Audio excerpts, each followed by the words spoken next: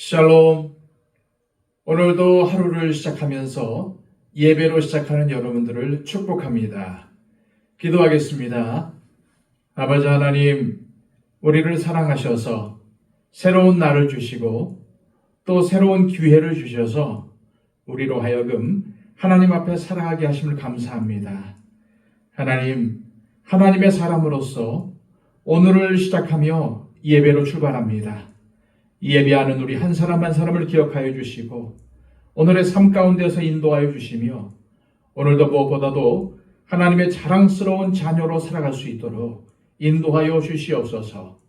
오늘도 우리의 중심에 하나님의 말씀을 두게 하여 주시고 무엇보다도 하나님 앞에서 산다는 그 마음 자세로 살아갈 수 있도록 인도하여 주시옵소서.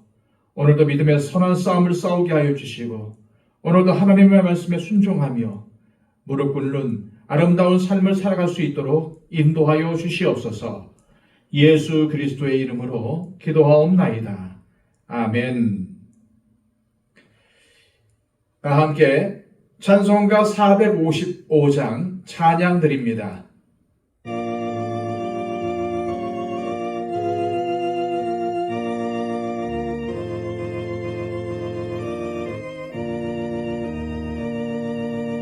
주님의 마음을 본받는 자, 그 맘에 평강이 찾아오는 험악한 세상을 이길 힘이 하늘로부터 임함이로다.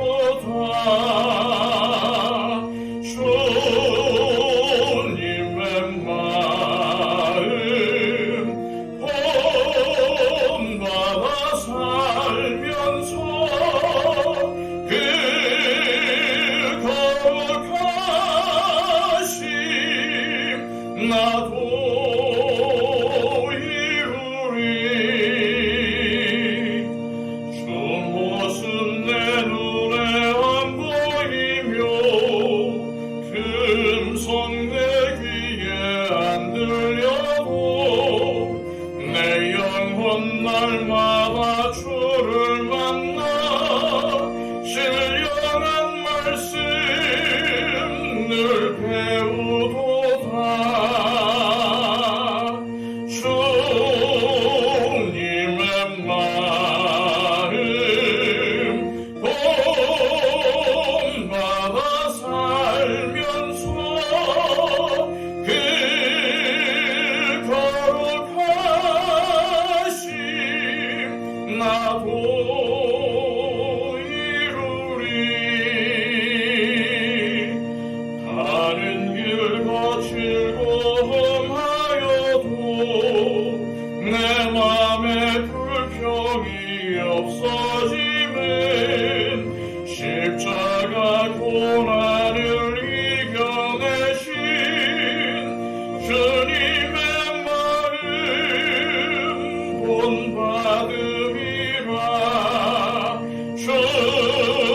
주님의 마음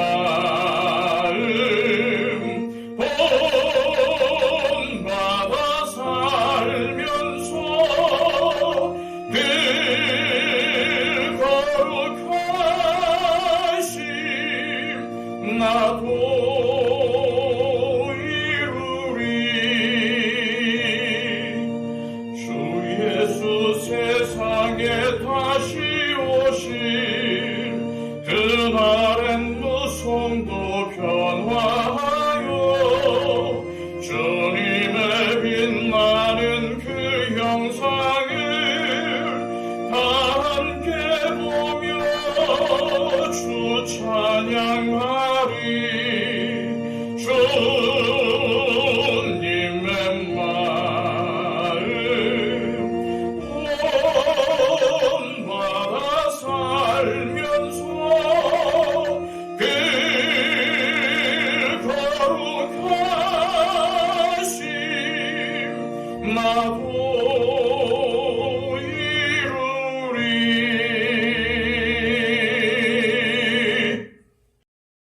이 시간 우리에게 주시는 하나님의 귀한 말씀은 신약성경 베드로전서 3장 1절에서 2절까지의 말씀입니다.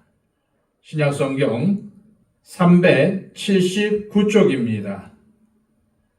아내들아, 이와 같이 자기 남편에게 순종하라. 이는 혹 말씀을 순종하지 않는 자라도 말로 말미암지 않고 그 아내의 행실로 말미암아 구원을 받게 하려 함이니 너희의 두려워하며 정결한 행실을 범이라. 아멘.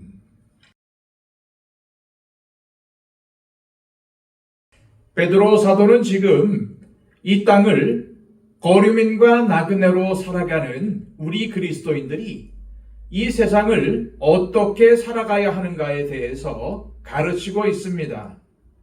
따라서 2장 11절, 12절에서는 육체의 정욕을 제어하고 오히려 선을 행하며 살아야 한다고 권면했고, 2장 13절에서 17절에서는 우리 그리스도인들이 천국의 백성이지만 동시에 이 세상을 살아가기에 이 땅의 시민으로서 위정자들에게 복종해야 한다고 했습니다.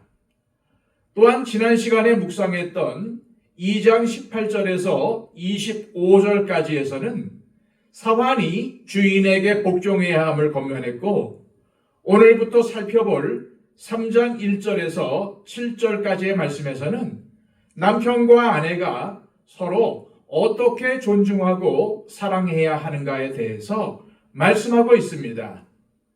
특히 오늘부터 살펴볼 가르침은 우리 그리스도인들은 우리가 속한 사회 속에서도 선하게 살아야 하지만 가정에서도 선을 행하며 살아야 한다는 사실을 말씀하고 있습니다. 그 가운데서 1절에서 6절까지의 말씀은 그리스도인인 아내가 남편을, 특히 믿지 않는 남편을 어떻게 대하여야 하는가에 관해 가르침을 줍니다. 먼저 1절과 2절을 보겠습니다. 아내들아, 이와 같이 자기 남편에게 순종하라. 이는 혹 말씀을 순종하지 않는 자라도 말로 말미암지 않고 그 아내의 행실로 말미암아 구원을 받게 하려 함이니 너희의 두려워하며 정결한 행실을 범이라. 원어 성경에는 이와 같이라는 말이 제일 앞에 나옵니다. 이와 같이는 2장 마지막 부분에 예수님께서 욕을 당하시되 맞대어 욕하지 않으시고 고난을 당하시되 대항하지 않으시고 묵묵히 십자가를 지신 것을 의미합니다. 그러므로 믿는 아내들은 가정에서 묵묵히 고난을 당하시고 죽으신 예수님을 본받는 삶을 살아야 한다는 것입니다. 그런데 베드로는 믿지 않는 남편을 둔 그리스도인 여성을 염두에 두고 이 말씀을 한 것입니다. 사실 당시의 상황은 오늘날처럼 여성의 권리가 인정되던 시절이 아니었습니다. 사람의 수를 세어도 여자는 수에 포함되지 않았던 것이 그 당시의 상황이었습니다. 그런데 아내가 먼저 예수 그리스도를 믿고 복음의 진리를 깨닫고 나니까 남편이 불쌍해 보이는 것입니다. 그리고 사도들이나 복음 전도자들은 여자와 남자가 동등하고 서로의 역할만 다르다는 것을 가르쳤습니다. 게다가 당시에는 무조건 남편의 종교를 따라가는 것이 거의 관례화되어 있었던 시절입니다.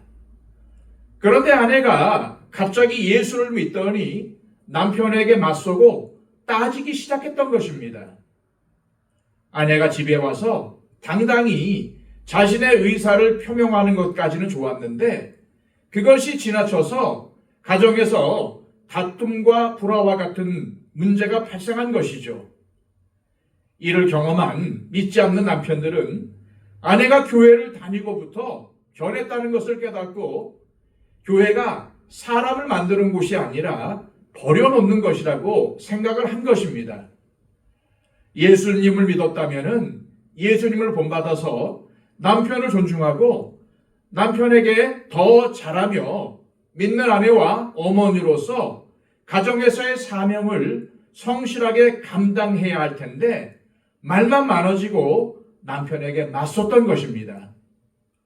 그래서 베드로는 믿는 아내들에게 남편에게 순종하십시오라는 권면을 해야 했던 것입니다. 순종이란 말의 원어적인 의미는 자신을 무엇에 아래에 두다라는 뜻을 가집니다. 다시 말해서 위로부터 주어진 어떠한 권위 아래에 자신을 위치시키는 태도가 바로 순종의 의미라는 말입니다. 그래서 순종은 먼저 최고의 권위를 가지신 하나님을 인정하고 하나님께서 만드신 모든 질서를 받아들이고 따른다는 것을 의미하는 것입니다. 설령 내 마음에는 내키지 않아도 최고 권위자이신 하나님을 인정하기 때문에 하나님께서 허락하신 권위 아래 기꺼이 자신을 두는 태도가 바로 순종입니다. 순종했더니 남편이 더 기고만장해지더라도 순종해야 합니다. 그 다음은 하나님께서 하실 일입니다. 그렇다면 하나님은 믿는 아내들의 순종으로 뭘 하시려는 것일까요? 믿는 아내의 순종을 통해서 믿지 않는 남편의 영혼을 구원하고 이미 믿는 남편은 신앙의 성숙을 이루신다는 것입니다. 다시 1절과 2절을 볼까요? 아내들아, 이와 같이 자기 남편에게 순종하라. 이는 혹 말씀을 순종하지 않는 자라도 말로 말미암지 않고 그 아내의 행실로 말미암아 구원을 받게 하려 함이니 너희의 두려워하며 정결한 행실을 봄이라. 베드로 사도는 믿지 않는 남편이 뭘 본다고 합니까?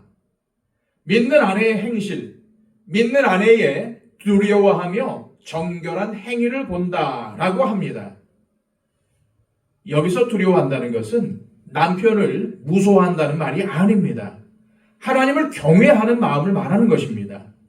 하나님을 두려워해서 범사에 조심하고 말씀을 따라 성실하게 살아가는 것을 두려워한다라고 말한 것입니다. 또한 정결한 행위를 본다고 말합니다. 즉 믿지 않는 남편은 믿는 아내의 말을 듣는 것이 아닙니다. 삶으로 드러난 생활의 언어, 삶으로 드러나는 성도로서의 거룩한 삶을 본다는 의미입니다. 우리가 반드시 알아야 하는 것은 여기서 아내가 남편에게 순종하는 것은 상하 수직 관계를 말하는 것이 아니라는 것입니다. 순종은 가정의 질서와 상관이 있는 것입니다. 한번 생각해 보십시오.